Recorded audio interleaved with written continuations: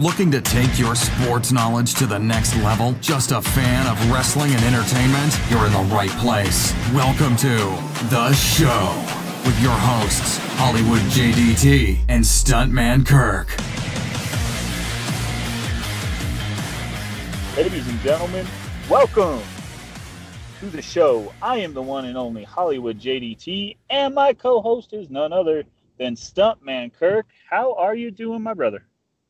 By the looks of social media right now, I think I'm doing better than Game of Thrones fans, even though I feel like we suffered through a bad booked WWE event and Money in the Bank. So that's what we're here to talk about. So let's get to it. All right, guys. Well, you heard him. This is the Money in the Bank post-game show, and we're going to get right into it. Let's talk overall thoughts. I got kind of mix that up. Let's kind of start off pre-game show-wise. It was Daniel Bryan, Rowan versus the Usos. Apparently non-title match. I think when we talked on the preview show, we thought it was going to be a title match, and so I think that kind of had to do with why we expected Daniel and them to win. But the Usos wind up going over, setting up for maybe a future title match, or at least some intrigue there with that wild card rule. What'd you think of it? It was a good match. I was, probably as surprised as obviously you were that it wasn't a title match. I guess if we had read a little bit better or followed things a little bit better, we would have known that, and maybe it would have changed our prediction on things. I don't know if it would have changed mine per se, but makes sense. Non-title match. They're trying to build a rivalry going on between the Usos, Daniel Bryan. So I think, and Rowan, I'm sorry. And so I think it was a good, well-booked match, solid match. Makes sense for the Usos to go over. Again, non-title match, so they put it on the pre-show, which, again, I didn't know time-wise where we were looking at, so it was actually probably around 4:50-ish that it actually went off, 4:50-ish Mountain Time. But no, good match, good well-booked match. It was solid. Again, might have changed our predictions a little bit had we known it wasn't a title match, but maybe not. But those are my thoughts, really. No, I thought it was good. I thought it was a solid match. It makes sense why the Usos went over. Being on the pregame show or the kickoff show, they like doing it, having the baby faces go over, get the crowd kind of, off to a happy start and that. So that makes sense when you think about it, and everything else in there. Makes sense too why Daniel Bryan's on the kickoff show if it's a non-title match and just kind of a storyline builder. So, all around good. I think it was a good way to kind of kick off that pregame, the kickoff show, I guess, and kind of get us ready for the Money in the Bank show itself, which started out with the women's Money in the Bank ladder match. I thought I want to jump in here. I truly think that they did awesome. I loved the match. I thought it was good. A lot of big spots, a lot of good good spots in there with it. It wasn't, they weren't protected or babied, anything like that. They brought it, and they brought it at a high level and did good. What's your thoughts? Easily the second best match of the show. Would have probably been the third because, and we'll get into it a little bit, the men's Money in the Bank match was spectacular as well up until the end. So I would say this was, for me, the second best match on the show, the second best booked match on the show. Bayley went over, as both you and I predicted, so that makes sense. Obviously, also with what later happened in the show, which we'll get to when we get to that match. But no, amazing match.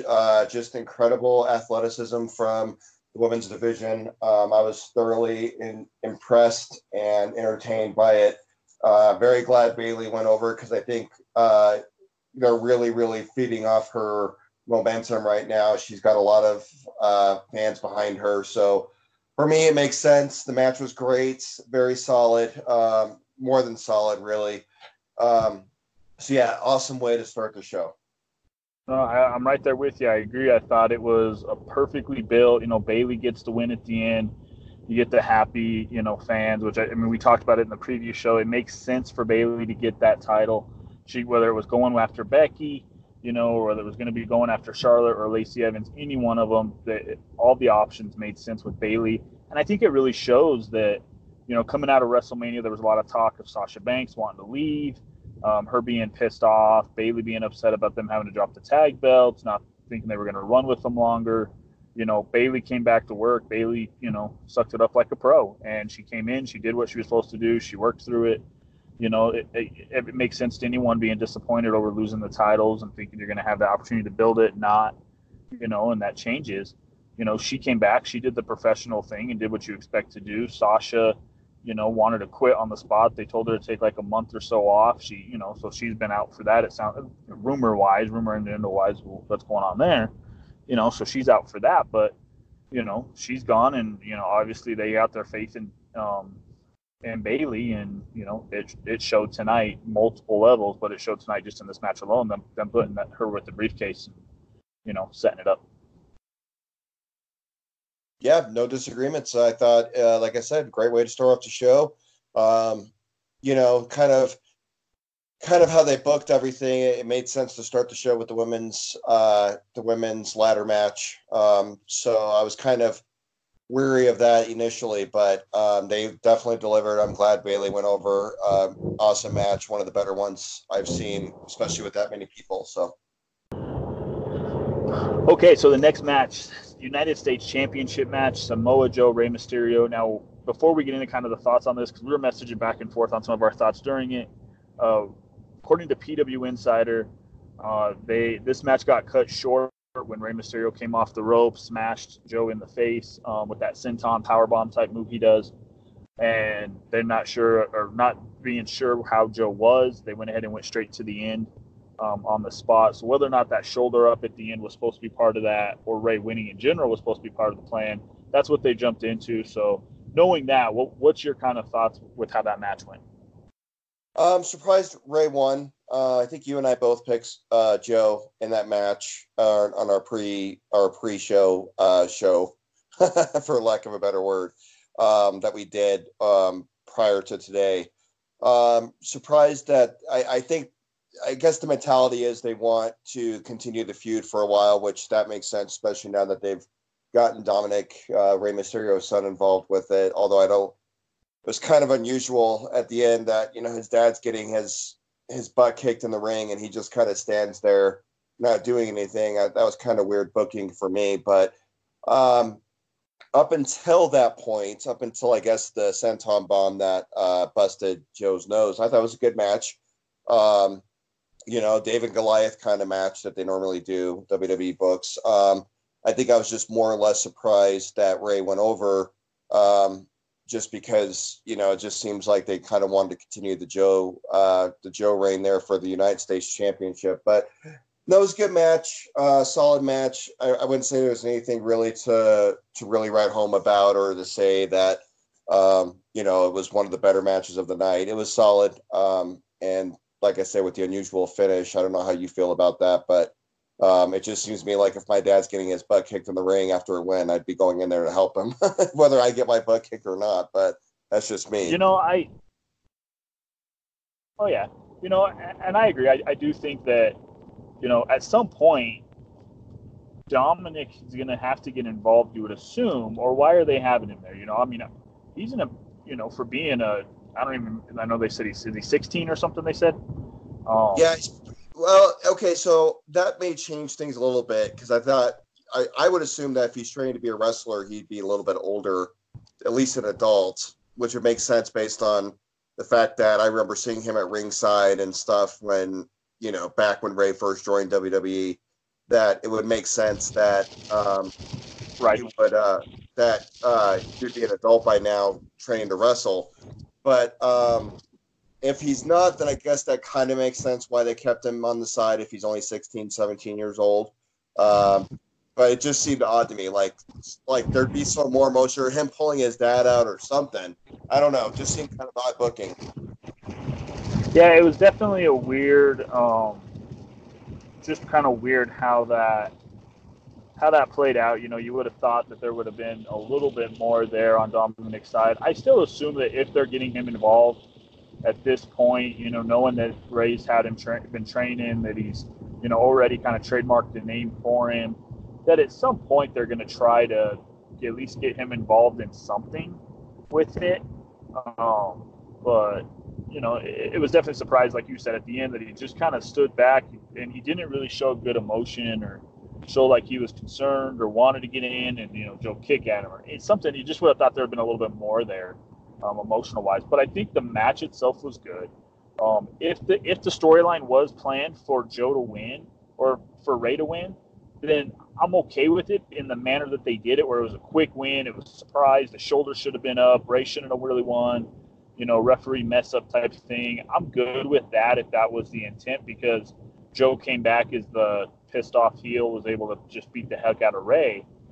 That still sells that monster gimmick without having to hold the belt. It doesn't look bad losing the belt when he shouldn't have lost it. And then if he gets the rematch and gets it back or goes from there, then that should be good. And just kind of build the next few stages. If it was truly just hey, he's hurt, we're not quite sure what's going on here, go to a quick win, put the belt on Ray. It's a quick change, knowing that they're going into, with hopefully some follow-up there, that they, come out making Joe look even better and they come off better overall with it. But match-wise itself, it was good. There's nothing to complain about really with it. No, you got two good workers in there. Speaking of refs kind of, I guess, messing things up or whatever, and obviously with the circumstances you described, that because of Joe's broken nose or whatever, is there a theme going on right now with WWE with refs kind of missing calls or missing pinfalls or missing shoulder ups or whatever? Because I've noticed in the last few shows I've watched now, since I've gotten back into it, that is being more prevalent and more talked about by the announcers. So I got to assume it's something more purposeful by WWE to do that, because maybe they're trying to make it seem like, the refs are fallible and there's like a little bit of unpredictability there, because, obviously with what's, really a scripted show, scripted results, there really shouldn't be any kind of, I guess, mess up with the refs or anything like that. So I don't know what your thoughts were on it, but I just kind of picked up on it through WrestleMania up until this show, obviously, that there definitely seems to be a theme here of, hey, the refs are having a hard night or whatever like that. So no, there really hasn't been anything, and I haven't seen any kind of or heard of any kind of story building or anything like that. Let's try that all over again. There might be something there with that. That might be something that they are trying to build or do and with it, but that's nothing that's been seen or just that I've heard, anything like that. But truly, if they're wanting to build it like a sports entertainment, a sport type athletic thing, like they have kind of built it for the most part, if they're trying to add some realism there to it and kind of make it relevant, it would make sense to see some mess ups by the refs, where then WWE can say, hey, and we correct it, we do something about it, where they don't anywhere else, in real sports, I guess, storyline wise. I could see them doing something with it. I haven't heard of anything like that. It could just well be that, hey, the ref's in the wrong spot and mistakes happen, and whether it's scripted or not, shit doesn't always go the way it's supposed to go. And, there's three people in there that got to make that match work, and sometimes, you're in the wrong spot or something gets twisted a little bit. So, yeah, I was just curious because, like I said, normally when if it's a legitimate mess up that the refs do, then normally it's not called out. They'll just kind of gloss over it, kind of like they did a little bit with Becky and Ronda at WrestleMania. They haven't really broached that yet. So it seems like that was a legitimate mess up, but it just seemed like tonight, through this match and then Becky's match, I believe with Lacey, if I'm not mistaken, they were just, the announcers were kind of harping about how the refs were having a difficult night and missing things and stuff. So I just kind of curious more than anything else.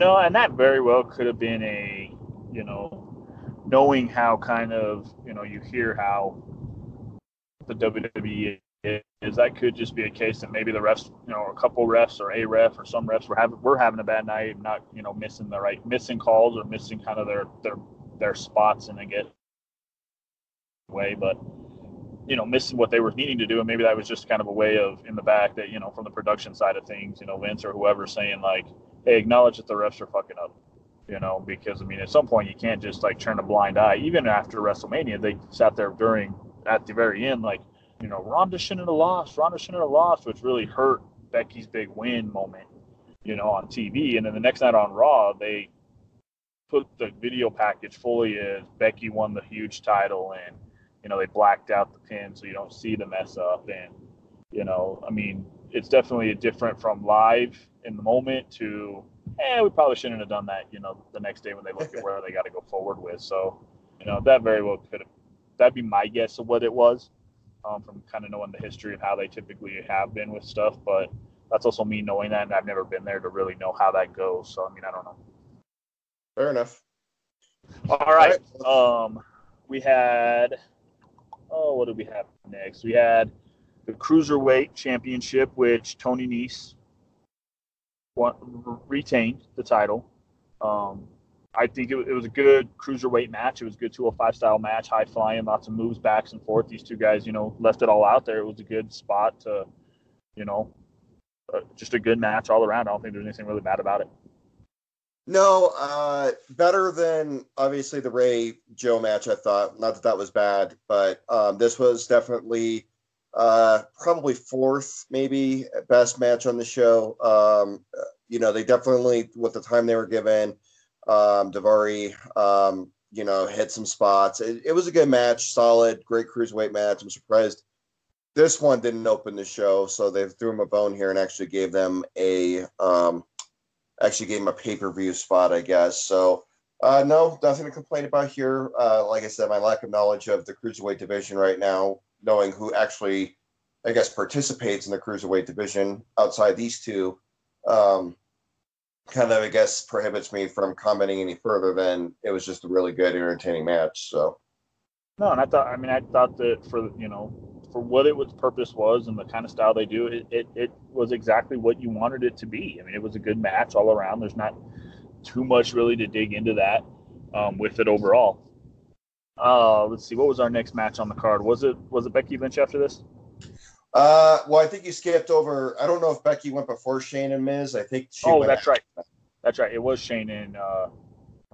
So we had kind of the backstage thing there. Let's talk about Sami Zayn before we get into the cage match. Sami Zayn freaking out that Braun Strowman's going to be there after what they did on Raw to get Sami into the match, and then beating up Braun and taking him out and all this and setting up this whole thing. Sami's freaked out, and Triple H pretty much tells him, "Hey, get lost. You got to take care of yourself. We're not helping you on this. You did what you did."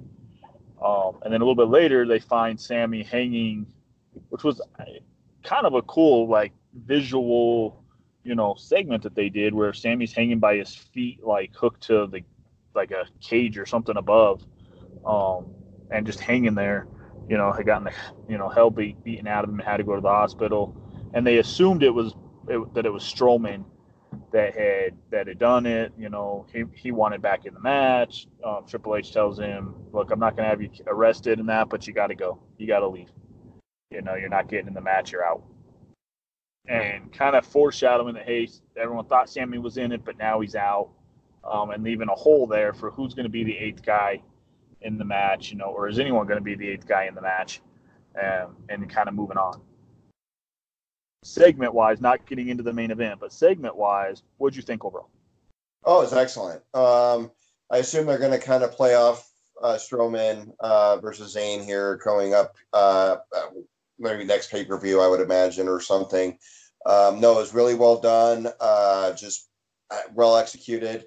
Definitely one of the better, I guess, book storylines of the night, so I really enjoyed it. All right, we have Shane McMahon and The Miz in the steel cage match. This match I was disappointed, honestly, in this match, and why was just, I like Shane. I have a Shane McMahon jersey. I did the Shane O dance plenty of times, wrestling wise. And kind of patting some, some stuff that I liked from him. Just kind of that personality and that gimmick from my own, or for my own kind of gimmick wise. But it was definitely, Shane's not the Shane he was 15 years ago when he was, in there. He doesn't have that same. He's 40 some years old. He's definitely not in the peak of his career, and he's not a full-time wrestler.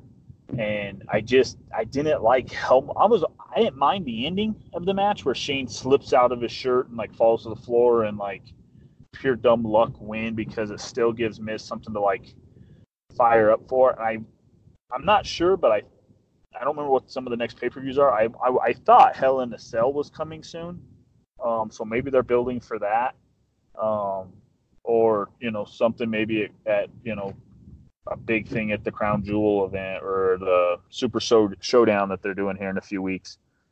Building up to that kind of thing. But it definitely, the match itself, I didn't like. I thought Shane had too much and it should have been, in my opinion, Miz just beating the holy hell out of Shane for wanting revenge, wanting to get him finally, locking him in the cage and just beating him to tar, and then getting that win would have been better than it being a really competitive back and forth match, it seemed like, and then Shane pulls it out somehow at the end. Yeah, I called this in our pre-show podcast that we did. I called this, I thought this would be the sleeper match, just because I thought they'd do some sick bumps and some great spots that would really kind of like drive home what is actually a cage match. There were some spots. Honestly, this match was not very good to me. There wasn't anything particularly terrible about it, except I disagree with you on the end, which I'll talk about here in a second. But it just definitely seemed like Shane was slowed down. I don't know if he's hurt. Like you said, he's approaching 50 here. If he's not already 50, I don't know exactly what age he is. But he definitely looked, from where he was at WrestleMania, taking all those bumps. I don't know if there was a little bit of a layover from that that occurred here with this match, but it just seemed like he was he was winded, he was beat, he was exhausted. It was just very slow and plodding, too back and forth for what essentially should have been a younger, more seasoned wrestler, more accomplished wrestler, who this guy has been attacking personally, now has him in a steel cage. It should have just, like you said, kind of been a beat down. Shane taking a couple big bumps, maybe getting some things in early, but it really should have been kind of a more dominant performance by The Miz. I hated the ending only because it's the exact same ending we got at WrestleMania where Miz gets an accidental, I guess, if you want to call it that, loss against an opponent he should be beating by now. And then on top of that, for me as a fan looking at it, I'm thinking in my head, I'm like, well, what's the incentive for me to watch the rematch now, or watch the third match, I guess, the part 3 of this, because Shane's already won both the first 2 matches. And now, granted, you can say, well, kind of wonky ways he won those matches, but I mean, the fact is he still won. And so it's like, wanting to see that again for a third time, I'm not inclined to see that. Right now, when that match concluded, I'm like, they just need to be done with this, because I think it's just, they pressed it too hard. I think WrestleMania was great, had a great ending, I thought, to that match. It made sense to me how they did that, because they were leading into the cage match here at Money in the Bank. And then they kind of did a similar ending for Money in the Bank that I just didn't like, where Shane gets the win kind of by happenstance. So I didn't really like it at all. I didn't like the booking of it. I didn't like the match itself. It wasn't terrible by any stretch. I will say this, since I've gotten back into wrestling between WrestleMania and now Money in the Bank, and then Raw and SmackDowns I've been able to watch here and there, the wrestling is definitely better consistently, I guess, than it was when I used to watch it more regularly, because there'd be some bad matches and some pay-per-views you'd watch. You'd be like, ooh, Scott Steiner, Triple H, just to throw that out there. But I was disappointed overall with this. I'm hoping, even though obviously the ending would indicate otherwise, that they just like move on from it after they kind of rewatch it and see that they're losing steam with it. I don't know how the fans feel. Maybe I'm wrong. I don't have the pulse of the fan base right now and how they're feeling about this angle. But I would have liked to have seen The Miz get a clean victory, and then that way it kind of maybe would have made sense for a third match to have happened, the Hell in the Cell or whatever they were going to do. I don't know. So I just think it could have been done better. No, I agree. I'm right there with you. I think it could have been and it should have been better overall. It definitely was not. It definitely was not as good as it should have been at all. But like I said, we'll see what they do. I mean, if they move on, good. Hopefully Miz gets something out of it. He should. He should get a win. He should get kind of a recoup off that.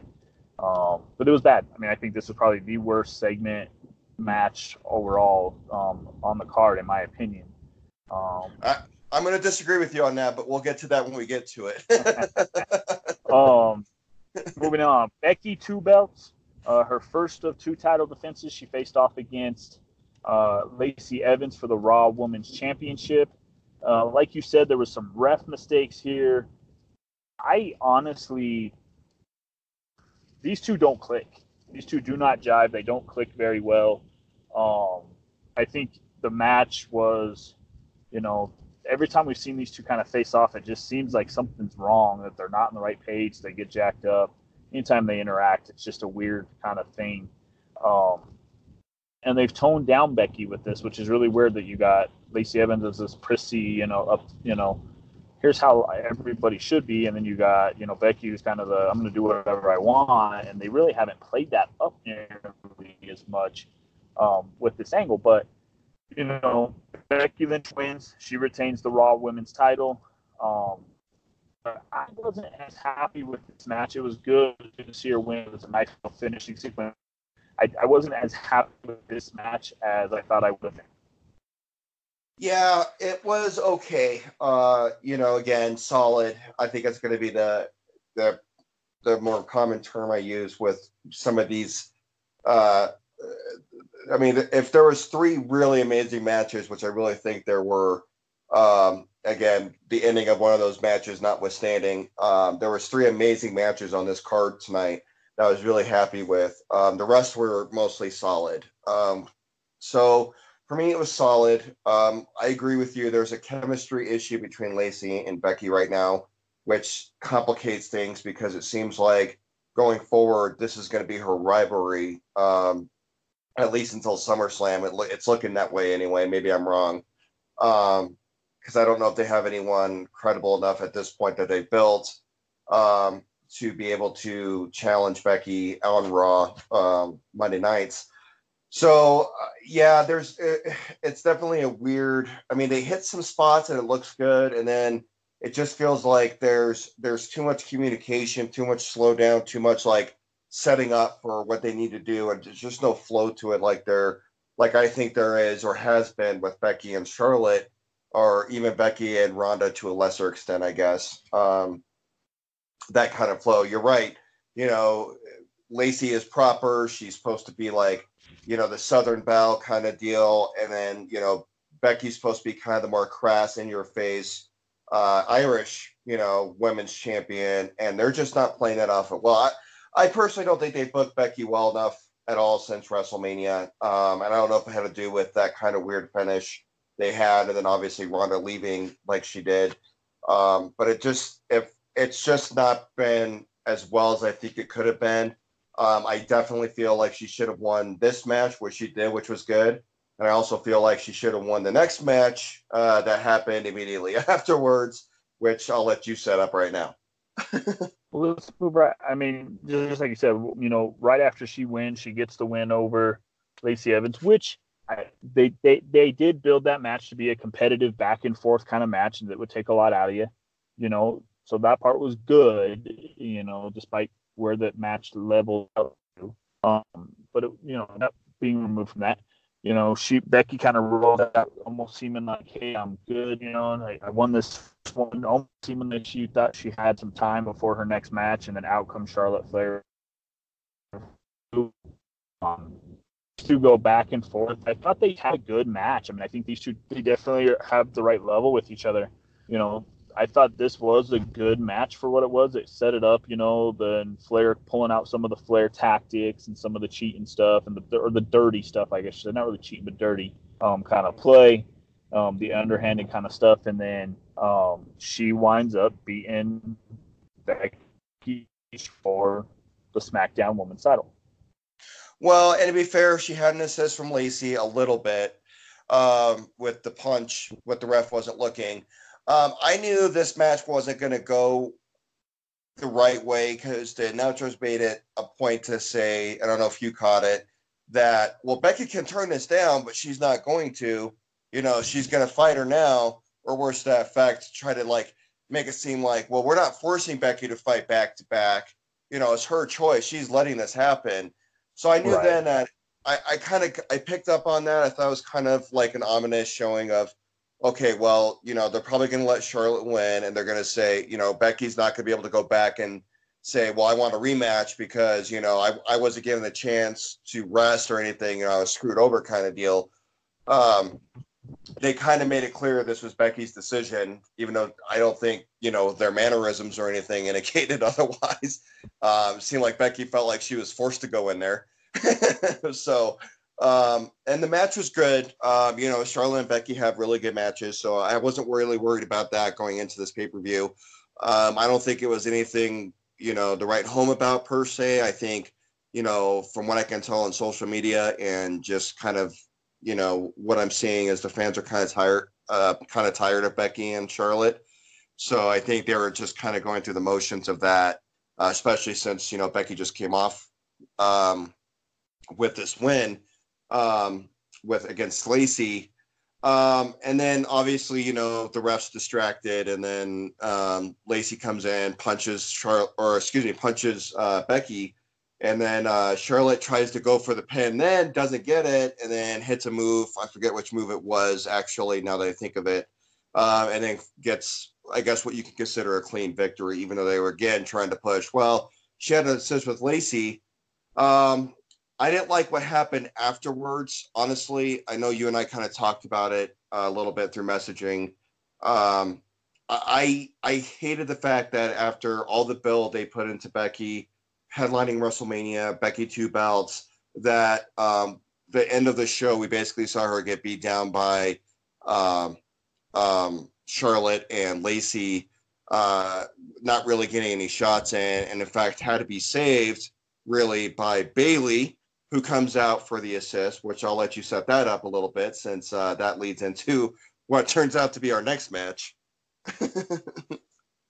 Yeah, so I mean, you know, Lacey and Charlotte are beating up on Becky Lynch, and Bayley, you know, comes running out with the briefcase, music playing. People are like, yeah, cashing in. And I think a lot of the fans figured like she's kind of cashing on. You know, she comes in, you know, being that complete white meat baby face, you know, the good guy all around, you know, does the right thing all the time kind of thing. She hits the ring, you know, helps out, gets beaten down a little bit, but, you know, Charlotte comes in to kind of take her out after she's helped, and she, you know, drops Charlotte face first into the, you know, ring, you know, thing, into the ring, into the buckle, and, you know, then you could tell. And I thought this is something that I really loved about the character part of it, is they set her up where it wasn't like she hit it and it was like, you know, I'm gonna cash in. She really agonized over it. Should I cash in? You could tell, like, character wise, she was like, like, this is my chance to cash it in right now. But man, that's not what I would typically do. Like, do I want to win the belt that way? But then she did. She cashed it in. She hit her elbow drop on her. 1, 2, 3. Bayley's the new SmackDown Women's Champion, and, you know, got the big Bayley moment and the big celebration, and the crowd loved it, and the crowd was behind it and was excited to see the cash in, excited to see Bayley win it. They showed Bayley running through the crowd, high fiving and everything else. Everybody, you know, so I liked it for what they did. I know you're part of not liking Becky getting beaten up, and then not really doing anything after that part, you know, was bad. With that, but I think it makes sense why she didn't come back in, because at the end of it, they didn't show her. She kind of disappeared off there, and that part does look bad. But I mean, if she comes out on Raw and says, "Look, this is all Lacey Evans. I'm after you now. Like, I don't care about rematches. I'm giving you one anyways because I want to beat the hell out of you for cost of SmackDown title. You know, congrats to Bayley for your moment. You know, thanks for help, but, you know, I want Lacey now," and puts the focus there on just on Raw. That's not going to be as bad. Well, I don't have any problem with the Bayley part at all. So I want to be clear on that. I thought that was a great moment of the show. It was awesome. It was it was a perfect way to kind of rebound from what was kind of like, I guess, for me, a negative aspect of how the Charlotte, Becky, Lacey segment kind of ended.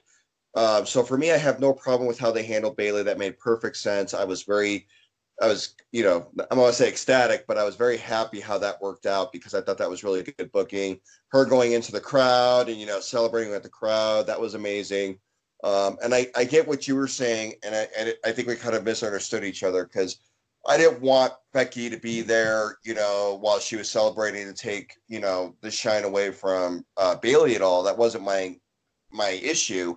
I guess for me, what they could have done, though, and what they had the opportunity to do and they didn't, is, let's say Lacey's in the back and they're doing an interview with her, and then, Becky just comes up and just starts dwelling into Lacey to kind of get back at her, and then they have this big brawl where we at least see some follow-up that, the end result of the first woman to headline WrestleMania and to win both belts isn't that she just gets the snot beat out of her by two female wrestlers and then she disappears.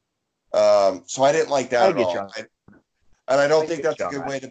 Yeah, I don't think that's a good way to build Becky because right now, and we talked about this before, and I don't want to dwell on it too much here because I know we're trying to focus on Money in the Bank, but I mean they're hurting for superstars right now, and they don't have that Austin or Rock or Hogan or whatever you want to say, that huge superstar Cena, that they can just like, okay, we're just gonna put the belt on you and you're just gonna be in the biggest storylines or whatever.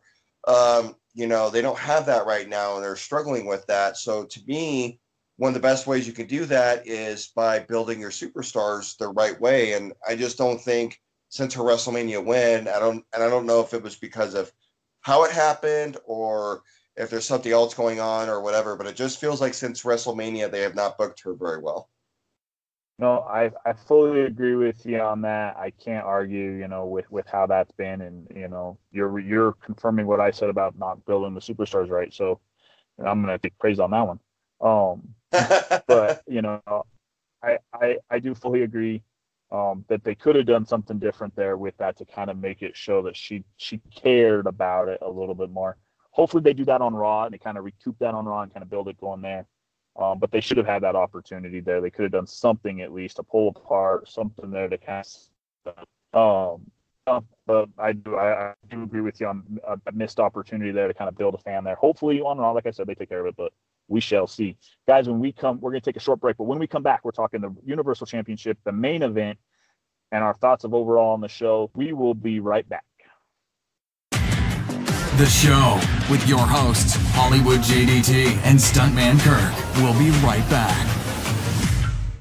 The average cost of a 3-credit-hour university course in America is $1,782. You could pay that, or you could listen to the Deconstruction Workers podcast and get a semester's worth of college knowledge for free. Popular culture professors turn their academic knowledge towards all of your favorite movies, television shows, theater productions, and more for free. The Deconstruction Workers podcast is available at thedeconstructionworkers.com or on iTunes, Google Play, Spotify, Stitcher, Overcast, Podcast Addict, or wherever you get your podcast fix. Give us an hour and we'll make you smarter. Money back guarantee. Back to the show. Here's your hosts, Hollywood JDT and Stuntman Kirk. Ladies and gentlemen, welcome back to the show. It is now time to talk about the Universal Championship match. Seth Rollins, the champ, went one-on-one with AJ Styles and retains the belt. Hands down, I honestly think this was the best match on the card. All the way around. These two tore it down. They did great at the end, retains AJ coming to the handshake. They get the proper kind of ending to it. They totally come to it. I think it was a good match for what they needed to do, and it set it up awesomely. No, I agree. Match of the night for sure. Very impressed. It was just amazing, especially the finish, how they did that back and forth pinfall kick out. Very, very awesome. I don't want to say too much about it. This is the one match I definitely recommend the fans to go back and watch, however you need to watch it on WWE Network, the DVD, Blu-ray when it comes out or whatever. Definitely watch this. This was definitely, for me, one of the best matches I've seen in a long, long time. Seth Rollins does get the win, clean win. So we'll see how they book that going forward, if they have any more rematches with AJ, which I'm sure they will. But overall, yeah, very, very impressed, very, very excited. This was definitely worth the money alone to watch this match. Nope, fully agree with you. Hands down match tonight, and we're match worth anybody that didn't see it to go out of their way to watch. Main event time, and I know you have a. Don't skip Kofi. Don't skip Kofi and. Oh and, crap! I did. Yeah, you did. Kofi, sorry, SmackDown Championship. My bad. Kofi Kingston, Kevin Owens. I think even the fact that I skipped over it kind of says where this match sat. It was a good match. I think they did what they needed to do. I talked in the pregame show. I think that they rushed moving Kevin Owens to heel, whether that was planned or they needed to set it up, whatever they did. I think it was rushed. It was a good match. It was a good overall thing. Kofi retains, kind of a little bit back and forth there at the end, but I mean, it was a match that was good. There was I don't think anyone had any belief that Kofi was going to lose it. Yeah, and he shouldn't have, and it was booked the way it should have been booked. I agree with you. It was, probably it's probably on the level of Samoa Joe, Rey Mysterio kind of match. Nothing spectacular. Kofi's very athletic, very talented. I don't know if Owens really in that ballpark quite as Kofi is, but it was okay. Kofi won. I guess that's all that matters. I don't think this is going to be memorable championship retention for Kofi going forward, depending on how long he holds it. But yeah, definitely not one of the more memorable matches for sure. No, the one thing I will say out of it, and I mentioned the preview show, was it served what they needed to do. Kofi got the win without help of the New Day, without the New Day being there at ringside, without having to do that. So it kind of helps push him into that thing of, look, he can do it without them. So I think that was a good part of it, but it definitely wasn't a match. It was a good match. It wasn't bad in any way, shape, or form. I don't want to say like that. Like it's a match worth watching. If you're gonna watch the show, it was a good match. I mean, it's not a all-star classic. It wasn't a bad match. It was right there how it should have been, what you would expect. But there just wasn't that emotional drama going into it that you would have thought it was going to go a different way. Main event time. I'm going to skip over Lars beating the heck out of the Lucha Party, because that was pretty much another Lars Sullivan segment. Wasn't even really a match. He came out, beat the hell out of 3 guys, and then walked away. Yeah, I don't think we need to talk about Roman Reigns necessarily, or Elias either, because that wasn't really a match either. That was, he attacked him in the back. He came out, did a segment. Roman came out, beat the heck out of him, and that was that. So, it was definitely kind of a wasted moment. I would have expected more out of it, but it is what it is. They kind of set it up to show Roman is the big guy for SmackDown and the man for SmackDown. I feel bad for Elias, because every time he seems like he's getting that push, they just kind of derail him. So maybe that's his role for now. Who knows? But main event time. Let's get into it. I know you had some different feelings with it. You did not like it, and how it played out. I liked it. I truly did. We'll tear down. I think match-wise itself, these guys tore the house down. Probably the second best, if you're talking just match, not talking booking. Second best match of the night. They, like I said, they tore it down. There was a car crash everywhere, huge spots, great action. A kind of ladder match, multi-man ladder match that you would expect. I mean, that focus alone. What do you think on that when you take away the booking aspect? No, the match was amazing. I said it in our pre-show show, that I love ladder matches. This was everything I love about ladder matches. A lot of high spots, a lot of great spots, a lot of storytelling with the ladders, using the ladders to tell the match and to make the match more interesting. It's not just, we're setting a ladder up and then we punch each other and then one of us falls off or whatever. And I love that the announcers also made the point that, a lot of people are like, well, why are they doing this or that? And the announcers made it a point to say, hey, man, they got to destroy each other so that way they have a better chance to win. Because, otherwise it just seems like, why are they beating each other up with these ladders? I love that they said that. It was an amazing match. one of the better ladder matches I think I've seen in a long, long time. Sans the ending, which I'll let you talk about to set it up first. But no, hands off to everyone who participated. It was an amazing match. Incredible spots. I loved it a lot. All right, well, let's talk about it. How this match ended. This is where there's that controversy at the different feelings with it.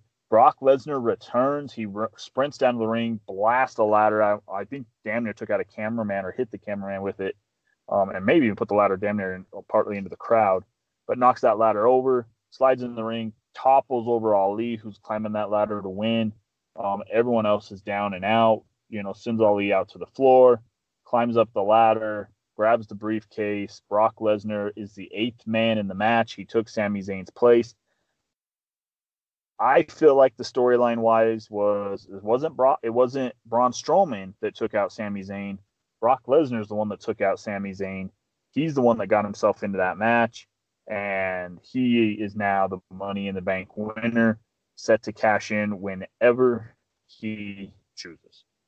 I liked it. I mean, I'm not. We talked in the pregame. We talked before. I'm not a big fan of Brock Lesnar as the champ, but I think if he's going to have these little, if they're going to have him scheduled just for certain little spots, and certain limited dates, this is kind of a good thing to use. He can come in, he can try to cash in or play it up here, and get some little burst moments that Brock Lesnar's here, but not have the match kind of set up that they, with it. And this all could come down to at Showdown, he cashes in and, comes out, cashes in, and, Seth Rollins maybe beats him, which kind of plays off of Seth Rollins beating him before and cashing in on him years ago. I think there's a lot they can do with it. I didn't hate it. I don't think it destroyed the match or the show. I thought it actually was a good twist for a good match, and it was kind of a moment where I was like, damn, I was not expecting Brock Lesnar to hit that ring. I was excited for it. I liked it. Yeah, I'm going to just take a totally different stance on this and kind of explain my reasoning. So, Brock Lesnar from 2002 to 2004, before he left after WrestleMania 20, I would have been fine with this kind of setup. Brock Lesnar, since he's come back to WWE and he's been essentially a part-time champion, part-time wrestler, but, he gets pushed to the moon and back by WWE creative and obviously Vince in particular. I'm just bothered by that. It's one thing if he's going to be there full time. It's one thing if he's going to devote all of his energy into it. If he's going to be having matches like he had when he first entered WWE all those years ago. Man, it's been almost 20 years now. I feel old. But Brock Lesnar now as ICM is kind of like an attraction, sort of like Undertaker, whoever you want to say, Stone Cold Steve Austin, these wrestlers who come in and kind of make an appearance here and there and then walk out. But for whatever reason, WWE is fine with that and putting him as the focal point because he's Brock Lesnar, because he has a name to him, which I get to a point, but I think at some level you have to be able to look at this and say, you know what, there's other superstars we need to build right now. Nothing's gained by Brock Lesnar either winning this Money in the Bank match, early 40s wrestler who's only going to be wrestling, maybe 5 shows a year, versus some of our other superstars. We can kind of build on this. I also don't know. I don't want to live in a world, I guess, getting back into wrestling where I see Brock Lesnar get the belt back again. And so if I think that's not going to happen, which I'm hoping it doesn't, because I feel like that's not a good way to go, then it makes me feel like this is all meaningless. So it's kind of a difficult stance for me to be in right now, just because I have a very negative view of how highly the WWE views Brock Lesnar. I really think a lot of what happened here was the result of the ratings drop that happened a couple weeks back. I think they panicked. I think they're like, we need to get a big name back. And I got to be honest too with everyone out there. It's not that I'm just dumping on Brock either. I would have felt the same way had they had the Undertaker run out and do this, or had they had some, I say the Undertaker, of course it wouldn't have been the Undertaker, but you know what I mean. John Cena, as an example. I I would have felt the same way. I just feel like, Money in the Bank should really be, I guess, reserved to try to build up, I guess, proper storylines for wrestlers who are actually going to be committed to it. Maybe I'm wrong in feeling that way. I just don't feel there's much gain by booking Brock Lesnar in this. And plus that, like I said, I'm not a fan with how Brock Lesnar treats wrestling. He's a part-time fan himself. He's part-time committed to it. I just don't think he has any passion for it. It's like I show up, I'm the last one to show up, first one to leave kind of deal. And but for whatever reason, WWE is just emphatically behind him, and they have been back 2002, and they are to this day. So, you know what? I understand your point. I really do. That's what I love about wrestling, and that's what I love about the show is we can have a different opinion. Wrestling has so many different ways you can look. It's going to be interesting to see what they do with it and how they go about doing it. Hopefully, they take this as an opportunity to build guys out of it and make people better. But time will tell, and we'll see if this is a ratings ploy or if this was part of their thing. We'll see what's happening with Lesnar and a whole lot more. Overall, if you're giving it one grade, overall, what do you grade it? A through F. A through F, I give it a B minus. You know what? I take that. I'll give it a B. The Seth Rollins AJ Styles match is just worth it alone.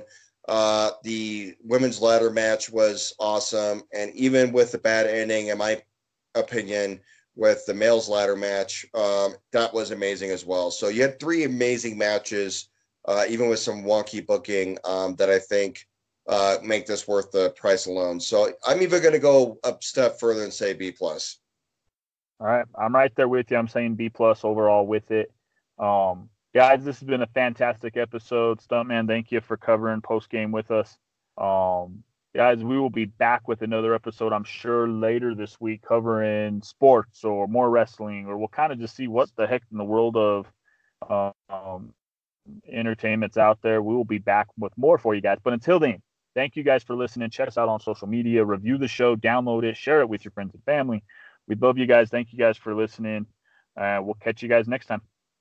Be safe out there, everyone. Thanks for listening. Thanks so much for listening to this episode of The Show with Hollywood JDT and Stuntman Kirk. Want to stay in the know on all things sports, wrestling, movies, and TV? Follow the show on social media at The Show Podcast. If you like today's episode, please leave a review and subscribe, and we'll catch you next time on The Show. This has been a Phonetics production.